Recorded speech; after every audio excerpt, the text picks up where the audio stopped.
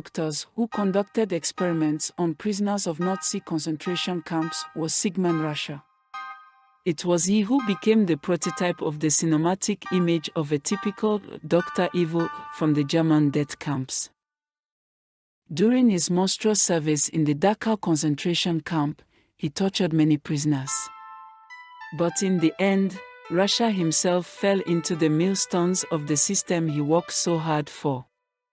The scoundrel turned out to be not only a sadistic scientist, but also an ordinary fraudster.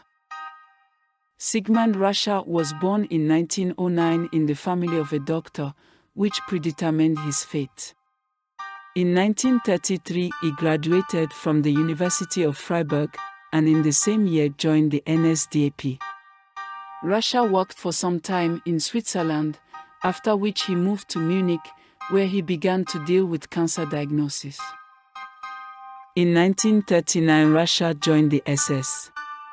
At the same time, he met the singer Caroline Diehl, who during the illegal activities of the Nazis in the Weimar Republic provided asylum to the future Reichsführer of the SS Heinrich Himmler. Thanks to her good relationship with Himmler, she arranged for her lover to meet him. The young doctor made a good impression on the Reichsführer, so Sigmund Rascher was entrusted with the leadership of scientific research on the early diagnosis of cancer. In August 1939, Sigmund Rascher was drafted into the Luftwaffe. It was as a representative of the Air Force that he was sent to work at the Dachau concentration camp in 1941. The doctor's task was to study the impact of a sharply changing load on the human body. Subsequently, this knowledge was supposed to be used to improve the efficiency of German pilots. In 1942, Sigmund Rascher began conducting experiments to study the effect of high altitude on the human body. To do this, the prisoners were placed in special pressure chambers, where the air pressure was lowered to a level that would correspond to high altitudes up to 21 kilometers above sea level. Dachau prisoner Anton Park-Holeg, who was forced to work in the department of Sigmund Rascher, recalled that the prisoners who were tested went crazy, tore their hair, trying to reduce the pressure. Such experiments ended, as a rule, with the death of the subjects. There were those who remained alive after such experiments, but their killer doctor dissected them without anesthesia. So he wanted to find out what was going on with the brain. About 200 people became victims of such experiments. Also, under the leadership of Sigmund Rascher, cruel experiments were conducted in Dachau to study the effects of low temperatures on humans and ways to save them from severe frostbite. The subjects were placed in a tank filled with ice water, observing with the help of special thermometers how their temperature changes in different areas of the body. At the first stage of the terrible experiment, the occipital region was immersed in water.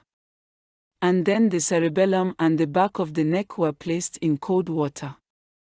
And it was the second part of the experiments that led to the death of prisoners. Scientists justified such inhumane studies by the need to study the limit of human abilities. The effects of cold were studied in another way, the same nightmarish. Prisoners without clothes were driven out into the cold, and Sigmund Rascher watched what was happening to them. Some of the subjects tried to warm up again in order to study ways to restore a person who had suffered frostbite. Sigmund Rascher's relationship with Caroline Diehl, which contributed to his career in the SS, subsequently ruined him. The fact is that the singer was 16 years older than her lover.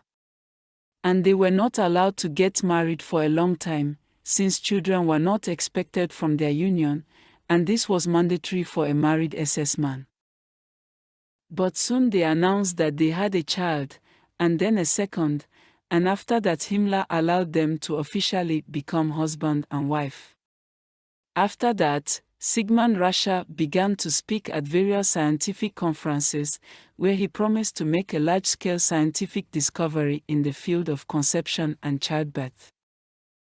He did not forget to tell about his wife, who gave birth to 3 children after 45 years. Therefore, many German women who could not get pregnant were waiting with high hopes for the result of Sigmund Rascher's work. But in March 1944, pregnant with her 4th child, Caroline Diehl was caught at the train station in Munich, where she tried to steal the baby. It soon became clear that she had no pregnancy. And after an investigation conducted at the initiative of Himmler by German doctors, it became clear that the woman